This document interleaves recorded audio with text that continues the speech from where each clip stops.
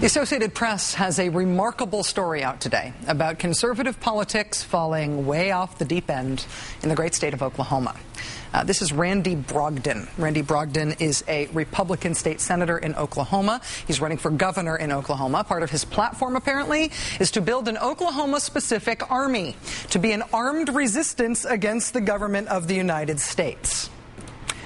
This is not one of those things like Georgia, where people get confused by the headlines sometimes because it's like, oh, you mean Georgia the country is at war with Russia, not Georgia the state. That would be a way bigger deal for America. No, Randy Brogdon actually wants to be governor of the American state of Oklahoma. There's no other country called Oklahoma, but he wants the state of Oklahoma to get ready to wage armed resistance against the United States government. From the lead of today's AP piece, quote, frustrated by recent political setbacks, Tea Party leaders and some conservative members of the Oklahoma legislature say they would like to create a new volunteer militia to help defend against what they believe are improper federal infringements on state sovereignty. So this isn't a militia to be formed to demonstrate support for the Second Amendment. This isn't like an emergency preparedness group or something like some militias say they are. This is explicitly an armed force to use force against the improper infringements of the federal government on state sovereignty. Members of the state legislature, including a Republican candidate for governor, apparently aren't getting what they want from the political process, so they've decided to turn to armed force instead.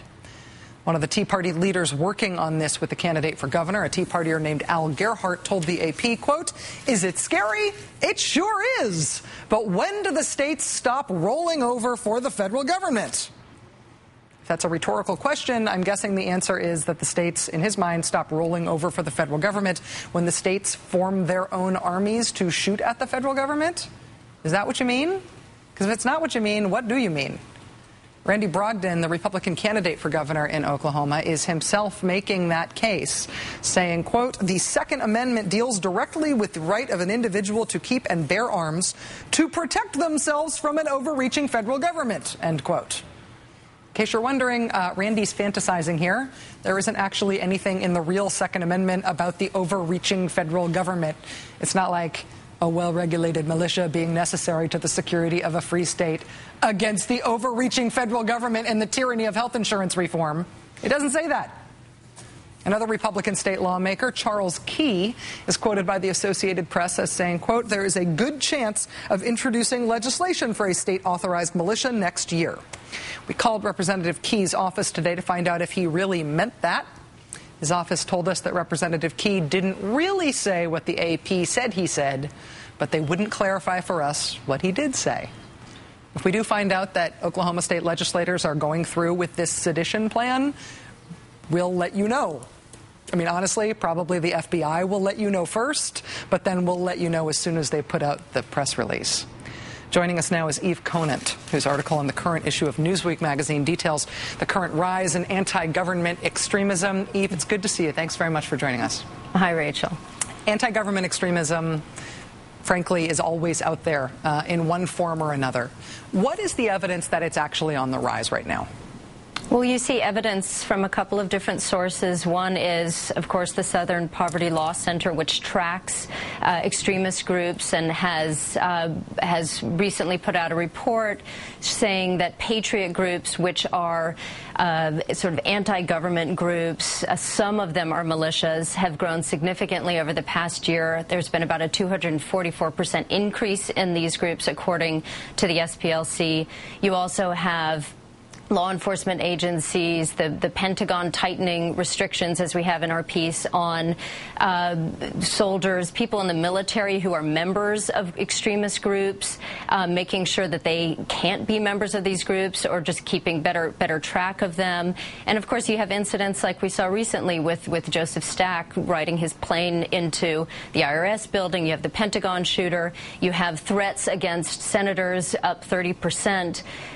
So across the board, you see all of these anti-government activities sort of bubbling on the web, in particular with the SPLC tracking those. It's sort of a perfect storm of different sources. And just look at the news, just sort of every week or so there seems to be another incident related to this. Militia groups, particularly post-Oklahoma City bombing, have tried to use, in some cases, really non-threatening language to describe themselves, essentially making themselves out to be like gun clubs or emergency readiness groups. This Oklahoma group is not putting any sort of shine on what they're doing. They're saying they want to do military training in order to fight the federal government in Oklahoma. How intrinsic is anti-government sentiment to the militia movement? I think it's absolutely key. I think it's the fundamental part of the militia movement, of the militias within the Patriot movement. They see, or they fear, that there's going to be a one-world government. They fear foreign troops on U.S. soil. They fear that the U.S. government is going to infringe on their rights, will take away their guns.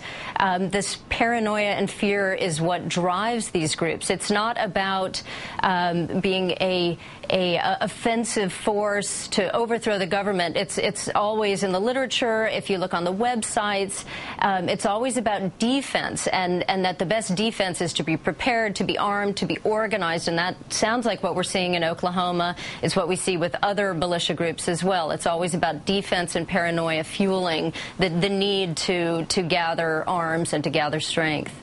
Eve Conant of Newsweek magazine, thank you for reporting on this for Newsweek. I feel like we've been doing the best reporting on it that we can based on the sources that are out there so far. Not a lot of national reporters devoted to this yet, and we found your reporting to be really invaluable. Thanks a lot. Thank you. Eve Conant of Newsweek magazine. News of the Oklahoma militia plan comes 15 years after the bombing of the Alfred P. Murrah building in Oklahoma City, which of course killed 168 Americans. On the actual anniversary of that bombing, 15 years later, April 19th, MSNBC is going to air a documentary that's based on never-before-heard tapes of Timothy McVeigh, actual interviews with McVeigh recorded with him in prison while he awaited execution. There were dozens of hours of tapes. Most of them could not fit into the 2-hour documentary. But in light of this news today from Oklahoma, Representative Key, who we called today, represents Oklahoma City. I wanted to play you this one piece of tape from McVeigh. This is accompanied by simulated images from the documentary. This piece of tape that we're going to play here has never before been broadcast, but in light of today's news, I think it's important and newsworthy, and I wanted you to hear it.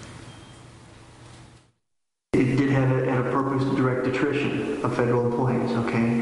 It had a purpose destruction of a federal outpost, as you could put it, or a base of operations, okay? It had at its purpose the destruction of a command and control center. It had at its purpose the destruction of support personnel and a psychological effect of reducing their morale, okay? And making them question what they're doing. And making it a public building in the middle of an open area allows not only for a dissipation of the blast, as I said before, to control collateral damage, but it also allows cameras to get the full view, okay, and it increases the impact on the American psyche. It had at its center to destroy infrastructure. It had at its center some messages, including, if you want to wage a war, this is how ugly it's going to get. You can only sit back for so long and let the enemy attack you before you got to strike back at the enemy on his turf. So it was bringing the fight to their own turf. How do you like it, mother? Okay? It was saying,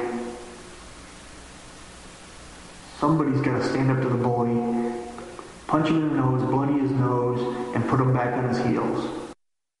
You guys think you can be ruthless like at Ruby Ridge and Waco? Well, here's a little ruthless back at you. See how you like it. More of that never-before-heard interview with Timothy McVeigh himself will air in our 2-hour special documentary, which is called The McVeigh Tapes, Confessions of an American Terrorist. It airs next Monday, April 19th at 9 p.m. Eastern, right here on MSNBC.